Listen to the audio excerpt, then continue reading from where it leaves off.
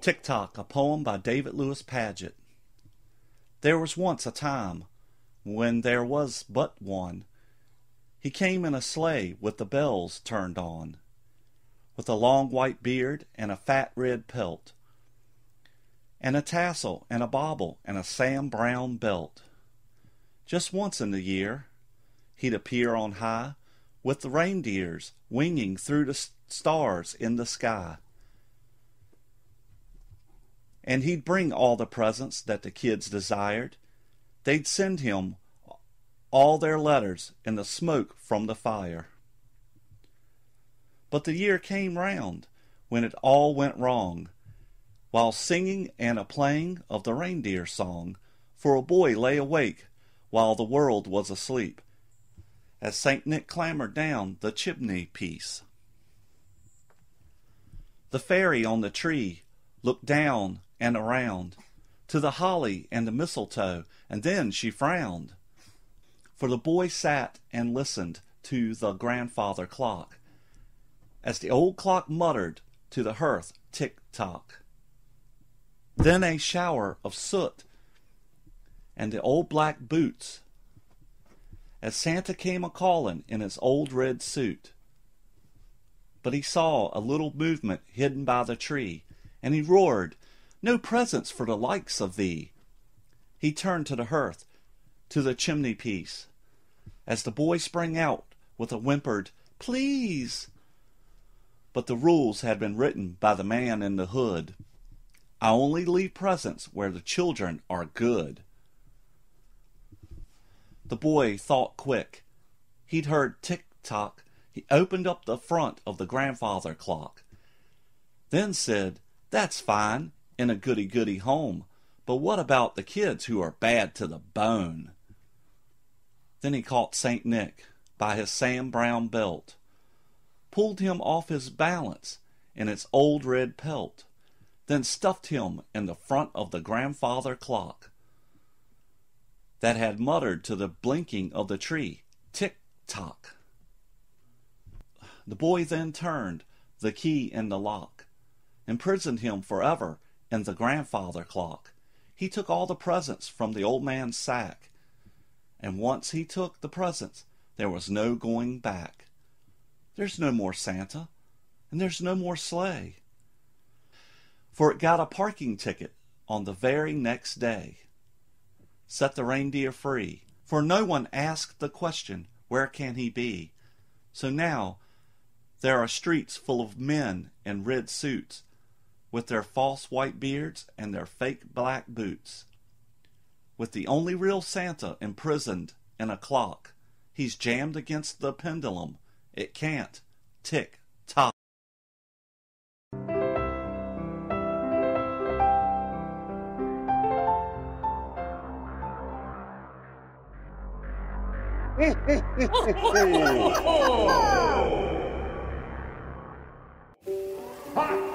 I say every house in America should have an electric chair.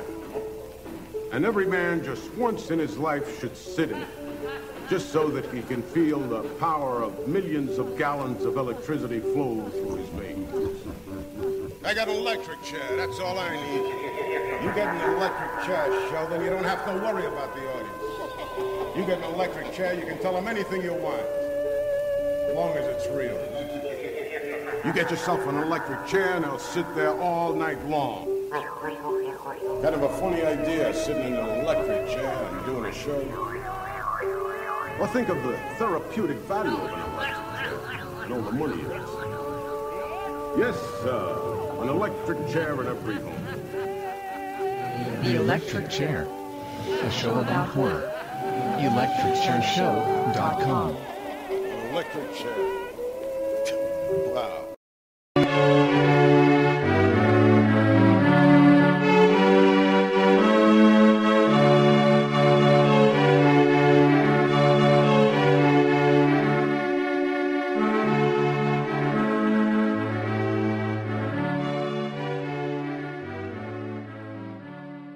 Resurrection of Father Frost by Chuck Briggs. Magda Ivanovich had only been dead for a week, but her once white, now rather gray two-story farmhouse had been dying for years. Soon the Ivanovich farm would be like the corpses of homes that circle Pineville Point, a forgotten village that had once been on the tracks to prosperity, until the railroad decided to pull up those tracks and lay them 10 miles to the east. Overnight, the hotel went bust, the restaurant closed, and 2 of the town's filling stations were boarded up, never to open again. That was in 1945. A few years later, the bank moved, the school was closed, and then the post office went. These days, Pineville Point was known for 2 things, if anything: a still dwindling population and a surplus of cheap, old, empty houses. James Weinman smoked the end of his generic cigarette between his fingers and made sure it was cold, and then flicked it off to the underbrush. He knew all about slow death. He'd been dying inside for just over 4 years, ever since the combine plant over in Noble shut down. Still muscular and had not gone to fat like so many big men do. He kept his hair military short and had a decent big city goatee, but he couldn't find a job, in spite of being fit, in spite of having references, and in spite of a good work and military record. No shame there, he told himself over and over again.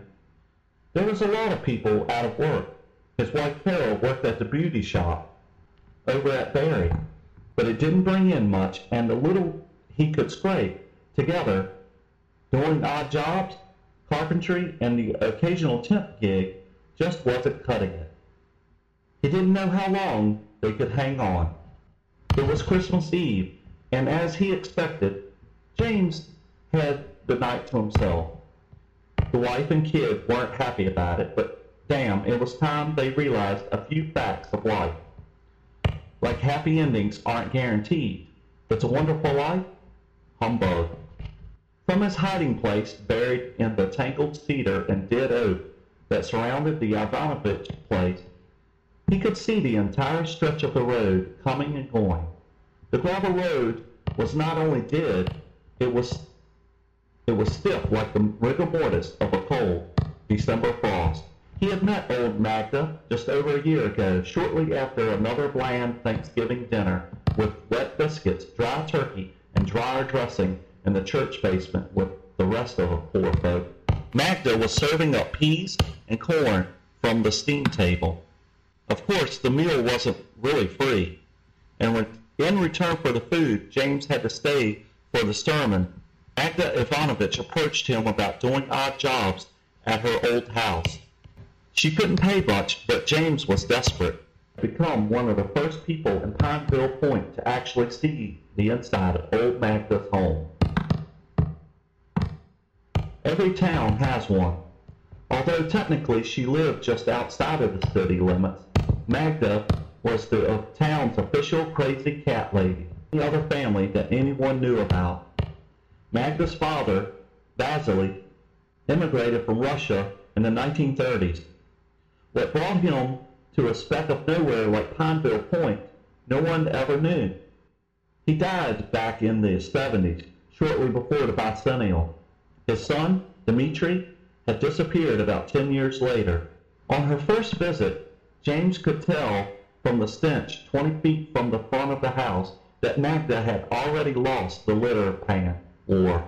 The air reeked of ammonia. He straightened up, forced himself to smile, and then rang the doorbell. After another 10 minutes, he rang it again. After another 10 minutes, he pounded on the front door and then wandered around back. One year, the Christmas carolers found the front gate slightly open and mistook that as an invitation to come up to the house and sing. Whether he had deliberately left the gate ajar or had just neglected to close it all the way, nobody ever knew. But true to course, Dmitri set his wolfhounds on the carolers, and then stood on the porch laughing as the dogs nipped their heels and bit at their legs. And then he called the dogs back with a whistle. That was the year people stopped calling him Dmitri Ivanovich and started calling him Father Christmas. Dmitri heard the nickname and never failed to correct ignorant yokels that, where he came from, Father Christmas was called Father Frost. Whether he was playing the part to spite his decadent, deluded capitalist neighbors, or it was just coincidence, in the winter Dmitri seemed to dress for the part, proudly wearing his father's peasant cassock winter clothes, big leather boots, wool jerkin, sheepskin vest, fur-lined coat, and a wool cap, so he looked a bit like some of the European Christmas cards, depicting a young, vile St. Nicholas. The twinkle in Dmitri's eye was decidedly unpleasant. Magda never went back to church, only came into town once or twice for food, and never let James onto the property again. And then the gossip started, as it always does. They accused him of stealing from her. They accused him of cheating her on her bill. And they accused him of stretching out jobs to get more money. The citizens of Pineville Point looked at James differently now, as he may sneak into their homes and steal from them next. The Christmas carols on the radio were the last straw. It seemed they never used to wait until after Thanksgiving before they started. Now they ran Christmas down his throat before it was even Halloween.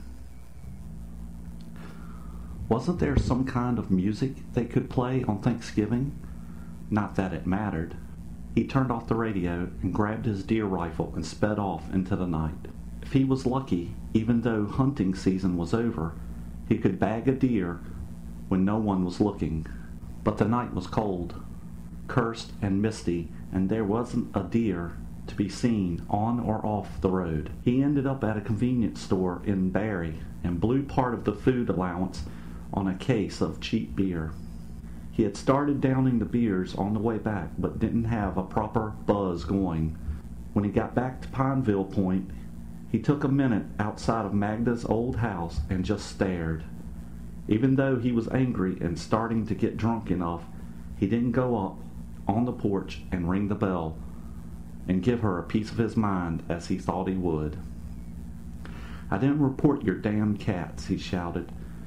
No one had ever found Magda's stash of living money. Had anyone really tried, he wondered? James waited for the moon to sink out of sight and then moved quietly towards the black and seemingly lifeless farmhouse, carrying his crowbar. Iraq hadn't been that long ago. He still remembered how to move. A shadow stirred on the porch, and he dropped behind a stump in the yard for cover. There was nothing there but the black tomcat, Edgar A. On the second floor, James started with the rooms that were obviously unused.